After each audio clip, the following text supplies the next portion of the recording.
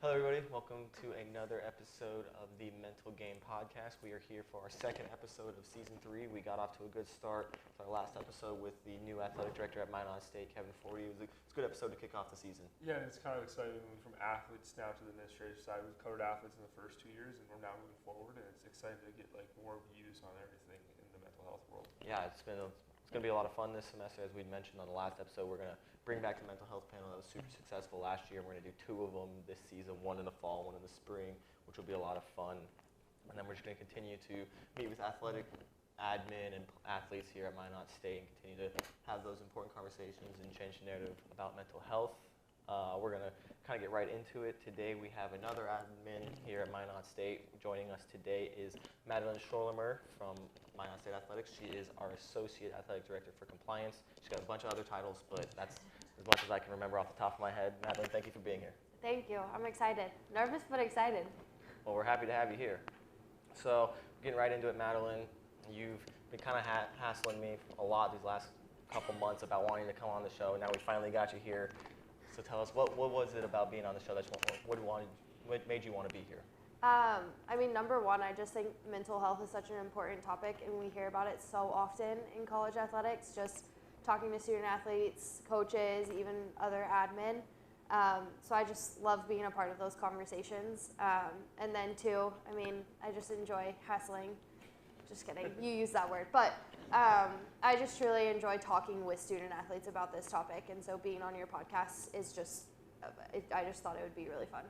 Well, we're happy to have you here. Yep. As I'd mentioned, obviously you are in the athletic admin department here at Minot State, but you were a student athlete at the college level at one point. So let's kind of take back to those days. Tell us a little bit about your experiences with mental health as you were an athlete.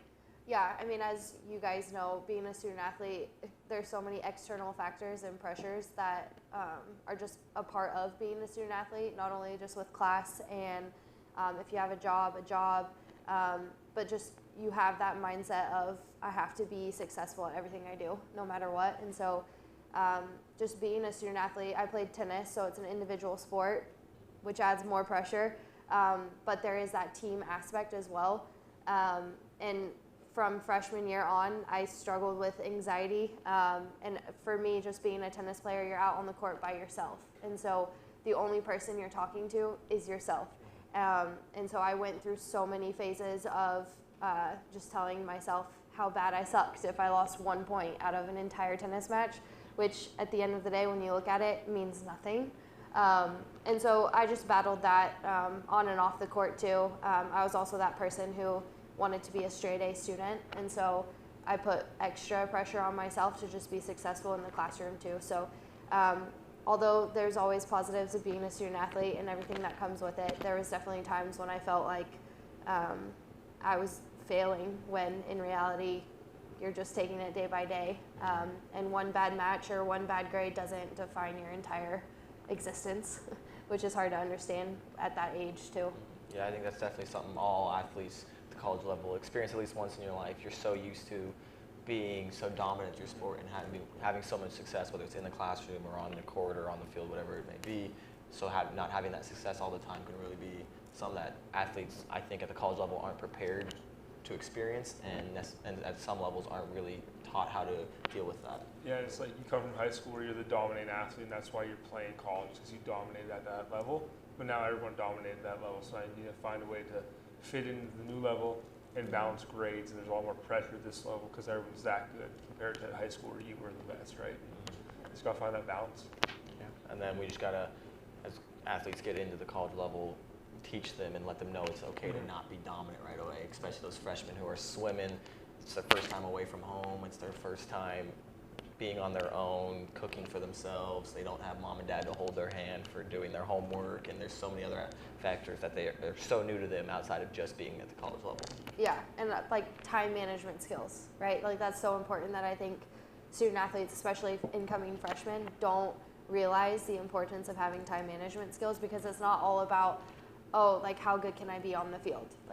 How good can I be at practice? It's how are we managing going to practice, going to class, eating? We can't forget to eat. We can't forget to sleep. There's so many other factors that you don't realize until you experience it for a year or 2, or sometimes even seniors are struggling still. but people just don't talk about the other aspects of being a student athlete. Yeah, I had a conversation with one of our teammates the other day about how he just like gets so busy with school that like sometimes he forgets to eat, and it's like it seems like such a simple thing, like you're gonna have lunch, you're gonna have your dinner, you're gonna have your breakfast, but sometimes you're slammed with morning weights, and then you got a full day of classes, and then you got practice, and sometimes you're just so exhausted you forget to do the little things. Before like you know it, you weren't home since 7 a.m. and it's now 7 p.m., right? Yeah. You didn't eat because you didn't order your house cooked or whatever, right? So. And then you've lost 5 to 10 pounds during the season, and you're not in your best physical shape to be able to perform, and then your mental health is going down as well. So as we mentioned, now that you're in the athletic department, as an admin, what how has your view towards mental health shifted from being an athlete to now being those who help the athletes? Yeah, I mean, I think my view on mental health hasn't necessarily changed at all. I think now it's easier for me to have those conversations with student athletes because I went through it myself, and now I can kind of see on the outside of, okay, I know what they're probably going through. However, we all experience it in different ways, but I am open to having those conversations, and I feel like being an admin now and working with student athletes on a daily basis, it's exciting for me because one, my personality type is to have conversations and I love communicating, but two, I think it's important that the student athletes know that there's somebody here that's one, here for them, supporting them, but two, also willing to have those conversations, and it's not awkward and it's not uncomfortable, and I don't view them as weak, I view them as strong, but two, student athletes having somebody to go to, because that's the first step with anything, is being comfortable having that conversation with somebody. So if I can build that trust with them, they're willing to have that conversation. So again, my view on it hasn't necessarily changed because I know it's there and I know it's important, and everyone struggles with it in so many different ways. So just being that advocate for the student athletes is my main priority and goal. And I think at Madeline State we've done a really good job just continuing to make that known that like it's okay to go reach out to those who need help and have those conversations, have that trust. And when we had Merkin on the show, I bring it up a lot. I really liked how he mentioned like just having his door open and knowing like I might not have the solution that you need for your problem, but like sometimes you just need to get it out, and having someone who's willingly to just intently listen and actively listen and just get it off your chest is something that a lot of people need. Yeah, and I mean, I have that rule as well. Like my door is literally always open unless it can't be open. And just having student athletes walk in, and it's not just like, hey, how are you? It's like, really, how are you? And when they bring up anything, I'm always open to have those conversations. And like you said, intentionally listening is so different than just sitting there letting somebody talk. Like I'm actively listening and making sure, hey, if they need help, if I'm not that person, I will make sure I find that person for them. So as in administration, obviously you oversee all 400 plus athletes that we have here on campus. What are some of your goals with mental health as you continue your role in athletics? Yeah, I mean, being a part of SAC is fun for me just because that's where we have those conversations. Like, what can we do better as admin? What can we do better as student athletes? What can we do better as a university? But one is, again, we hear it all the time, like break the stigma. It's so important to break the stigma, and the stigma. It's so important to make sure that our student athletes know it's okay to not be okay. And it's okay to have those conversations, and it's okay to bring it up in front of people. Everyone judges, right? Like we can't end judgment, but it's important that we start to and continue to build that culture at Minot State within the athletic department that student athletes will not judge other student athletes. And it's okay to have those conversations in the open. And so, with the mental health panel, I think that was such a great breakthrough in the spring, just to have something. Like, we need to start somewhere, and that was our somewhere. And having student athletes on that stage sharing their stories, I really think was eye-opening for other student athletes, the ones that attended. But also, I mean, coaches and admin, like, we all go through stuff. And so if a student athlete trusts an admin or a coach, and then they hear them sharing their story, I mean, that can start a whole other conversation. So just continually doing that. And I don't know what your question was, so I hope I answered it. But just, didn't you ask like what I want to do? Yeah. Okay, yeah. Just to continue to have stuff like that, like help with SAC, have events like that where conversations are being had, but Also, one of my goals is to just make sure that student athletes know that I'm a resource for them. I'm not a counselor, but I'm a good listener, and I know resources on campus, so I can guide the student athlete to the right direction.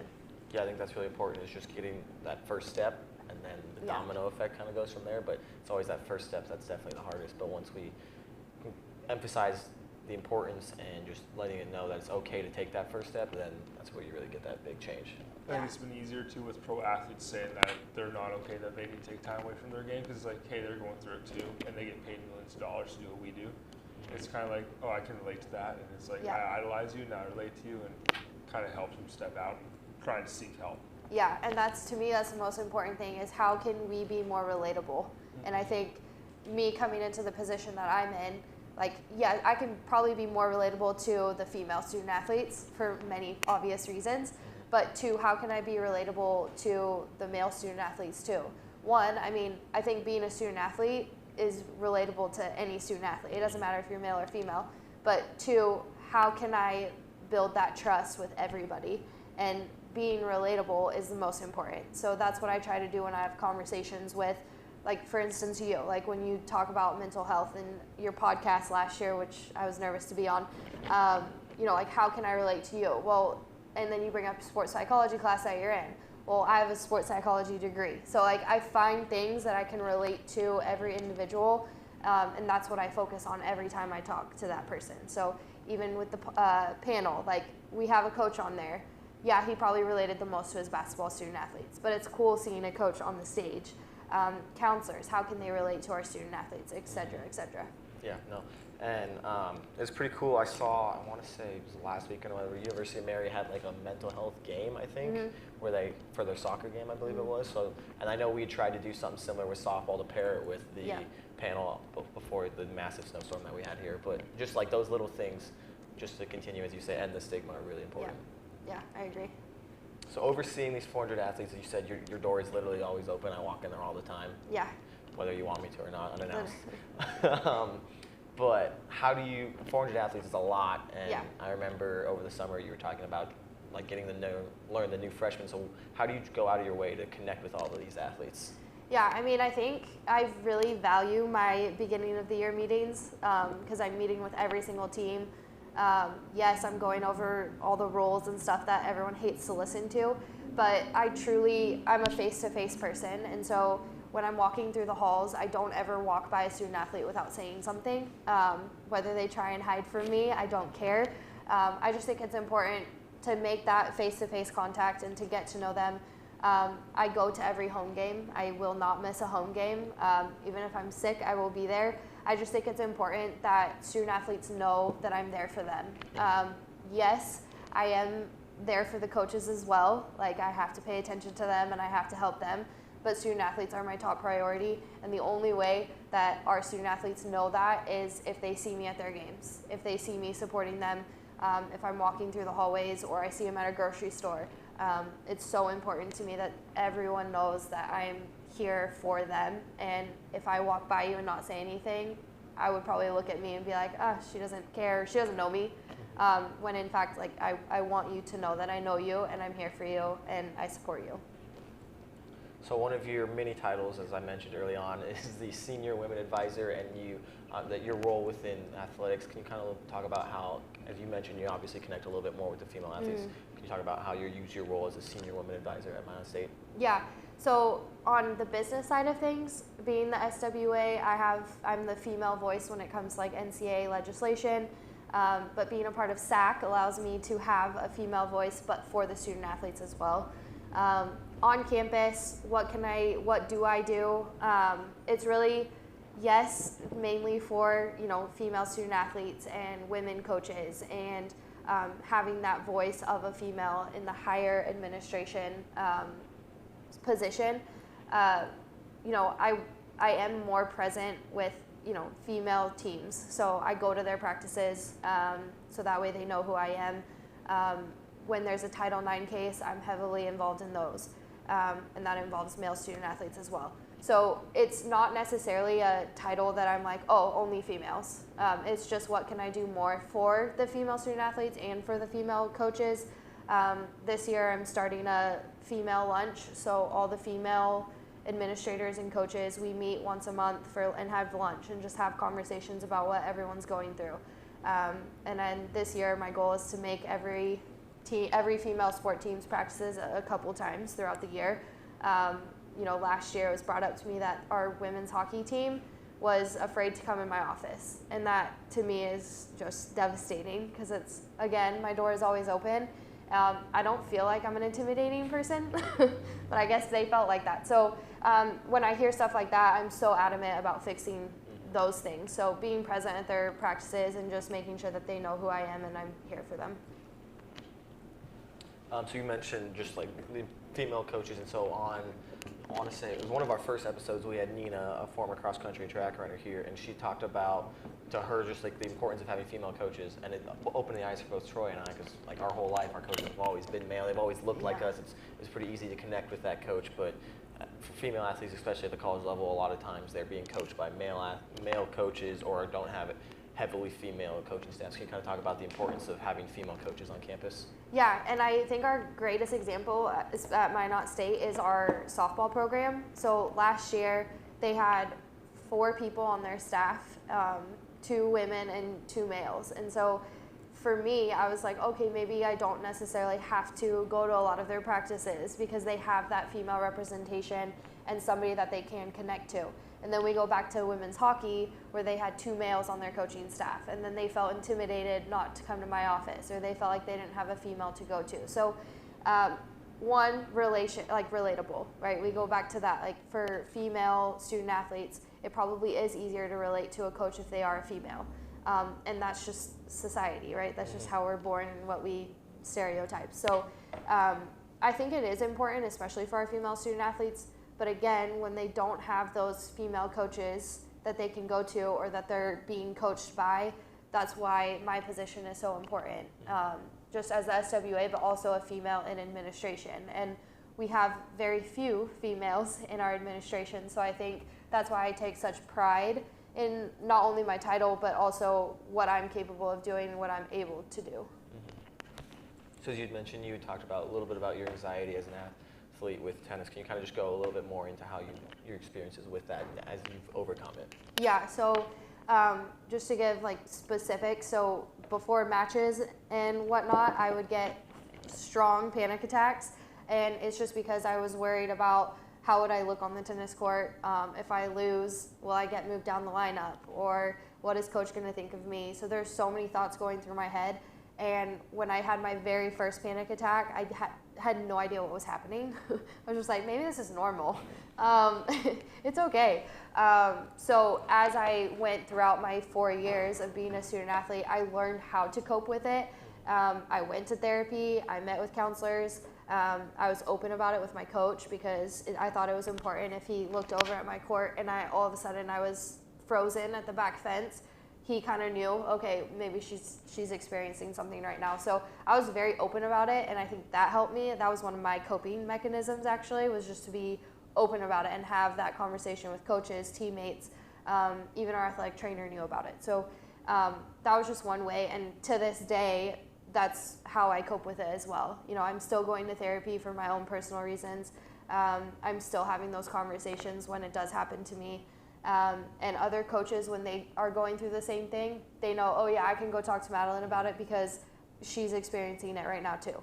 And I'm open about it with student athletes too when they come and talk to me about specific things that I went through as well, going back to being relatable.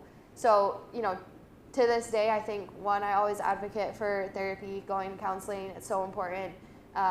But 2, you know, everyone handles it differently. You know, my coping mechanisms might not be the same for you or you. Like, we all do things differently that help us differently. So it's just important finding those things, but I'm always open to having those conversations. You mentioned, obviously, you have your degree in sports psychology, so I'm sure you're aware within female athletes at the high school and college level, anxiety is higher or is more likely to affect them than it is male athletes. So what can we do as a university to, I guess, educate the female athletes like this is, you're more likely to experience this, and then how can we kind of encourage them to find the help or the resources necessary? Yeah, I think that in just being from an outside perspective now, like as an admin looking at our student athletes, both male and female. I think the biggest thing is like that they're afraid because they view it as weak, or they view it as, oh, you know, I'm not normal when something like that is happening. If they're having a panic attack, or if they wake up and they just feel like they can't get out of bed because there's just so many thoughts are going through their head. And then they feel like they're failing, right? They're failing their coach, they're failing their teammates, they're failing the university, right? There's so many thoughts. And so I truly think like the most important thing is for our females is, and our males, like, look, it doesn't mean you're weak. It doesn't mean that you're failing. Everyone is going through something, and some people choose not to speak about it, but it's okay to speak about it.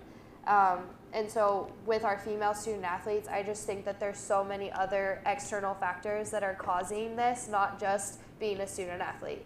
But as females, we have so many other things that we are pressuring ourselves about, you know, the way we look, the way we talk, what does this guy think about us? So, or what does this female think about us, right? Like it doesn't, there's so many external factors, and I'm not saying guys don't think about that stuff either, but as you said, the percentage is so much higher for females. So, you know, what can we do better? I don't know. Like, do we continue having these panels? Absolutely. Should one focus more on external factors that may cause anxiety? Maybe. We just need to start having these conversations of, one, it's okay and it doesn't mean that you're weak, and two, coping. Like I think showing and providing coping mechanisms and techniques would be so important for everybody, not just female student athletes. But if it's our counselors coming in and having that talk, or whatever, you know, like showing online websites that people can go to. So I think there's so many things we can do. We just need to start doing it, just like the panel. Yeah, speaking of just start doing it, we've found ways to move our counselors to have days where they're in the dome, which is just so much easier for athletes because it's where most of them live. A lot of people study there a ton, spend most of their days there in between classes, sit in their locker room. So I think just even having that much closer of access to the counselors it's a small step, but I think it can go a long way. And even Fordy had mentioned on our last episode, like he sees the importance of going in and interacting with the counselors, even if you don't need to like speak about them anything specifically, but just like getting familiar with them and then recognizing like this is a resource if I need it. Yeah, and I think somebody asked me why did we bring the counselors over for drop-in counseling, and my biggest thing is like we need to start meeting our student athletes where they're at. To start, that's the beginning point, right? Because we hear it all the time, like, oh, what if somebody sees me walk into the counseling center? In the dome, that's where you all feel comfortable. Not because that's where you compete, you know, some sports do, but the dome is just athletics, right? Like this is where we live. So I mentioned, let's bring counselors in and just see, like, even if student athletes walk by the door and they see the counselor in it, even if it's just like a, hey, you know, what's up? It's not, oh, we have to sit down, we have to talk about problems. That is the complete opposite of what the purpose is behind it. So I'm interested to see how it goes. The counselors are gonna, you know, provide feedback and just to see how the semester went, if we need to change days, times. But I just thought it was a good idea to bring them where our student athletes feel the most comfortable, because that might actually start having those conversations. And just that comfortability just makes it just a little bit easier to kind of pull the trigger and knock down that first domino. If you're having a 14-hour day and you want to talk to the counselor, but you're going to be at the dome all day, it makes it way easier than walking across campus, right? Because you're going to be there from 7 to 7 anyhow.